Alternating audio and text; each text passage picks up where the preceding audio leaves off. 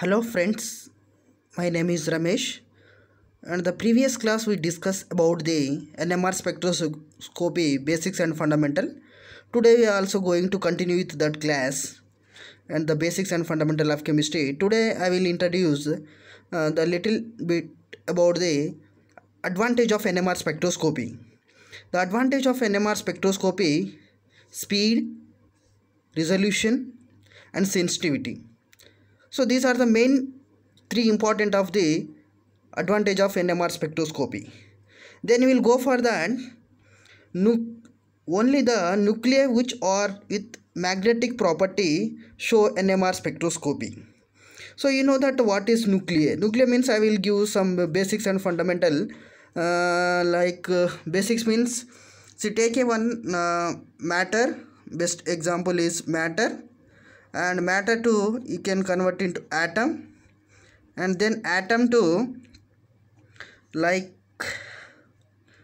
nucleus, and then nucleus to proton and neutron. So proton and neutrons. So proton and neutrons, they have a charges, right? Spin, you know that off, and plus or minus off, like that. So you can matter nothing but of solid or liquid or gas states. Like the form of a matter is particular have a weight and mass, it is called as matter. Then after you come to atom, so matter will come to small to molecule is atom to nucleus taken proton and neutron, combination of proton and neutron is called as nucleus. Then you can see that I wrote here a small note: the net total spin of the nucleus is equal to the sum total of the spin of the nucleon after pairing them. The net spin can be 0, half integer and or an integers. Many elements in the periodic table, they have a non-zero, means that is called nuclear spin. In these elements or isotopes are called as NMR active, right? We will discuss in the next topic also. And today I will introduce about the types of NMR spectroscopy. So in types of NMR spectroscopy, first one is the proton NMR, second one C13 NMR spectroscopy, F19 NMR spectroscopy, nitrogen 14 NMR spectroscopy, nitrogen 15 NMR spectroscopy, P31 NMR spectroscopy, B11 NMR spectroscopy, O17 NMR spectroscopy. Especially N15 NMR spectroscopy is specially used for the protein labeling, right? And most of the organic peoples, they use the only two types of NMR. One, the most commonly used the organic compound, especially in structure determination, they use the proton NMR and C13 NMR spectroscopy. Then I will introduce that strength of the magnetic field. So 10 to the power of 6 Hz is equal to 1 megahertz. So 1 Tesla is equal to 10 to the power of 4 gaseous. Then 0.5 Tesla is equal to 300 megahertz. 11.75 Tesla is equal to 500 megahertz. 16.45 Tesla is equal to 700 megahertz. 21.15 Tesla is equal to 900 megahertz. These are the common strength of the magnetic field. Then we will go for the force aspects of NMR spectroscopy. The first one aspect we will discuss today: the number of peaks in the NMR spectrum equal the number or type of hydrogens or other atoms in the molecules, right? In this atom is the carbon double bond, hydrogen. In this A type of hydrogen, here also A type of hydrogen, A type of hydrogen, A type of symmetry. So it will give the one signal. Then we will come to the second one example: tetramethyl methane. You know, so this is the one type of hydrogen. This is A type of hydrogen. This is also A type of hydrogen. This is also A type of hydrogen. See, A. See, both of the hydrogen having the same environments and same condition. It will give one signal, right? One signal of NMR spectroscopy. And third one compound is cyclobutane, CS2. Here also same A type of hydrogen, A type of hydrogen, A type of hydrogen.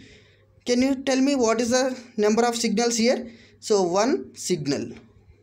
Here also one signal. Then acetone, CS3, C double bond O. This is also J type of hydrogen, A type of hydrogen. Here also one signal of NMR spectroscopy. Then I will introduce today that new topics like 1D and 2D NMR spectroscopy. So most of the people, they can't use 1D NMR spectroscopy, right? So 1D NMR spectroscopy, it will give very less information. But in 2D NMR spectroscopy, it is specially used everyone, even the organic peoples and the biochemistry peoples also. Right? What is the 2D NMR spectroscopy? Why should you want to go for 2D NMR spectroscopy? It is, see, I wrote here one point. It is not possible to correlate to different chemical shift by 1D NMR spectroscopy. Of course, if that chemical shift value will be collapse, means the overlap, you will can't multiple with the 1D NMR spectroscopy. That's why you will go for 2D NMR spectroscopy. It is not possible to observe the multiple quantum of coherence directly in 1D NMR spectroscopy. In 2D NMR spectroscopy, homo and hetero. Again 2D NMR spectroscopy is two type, homo and hetero.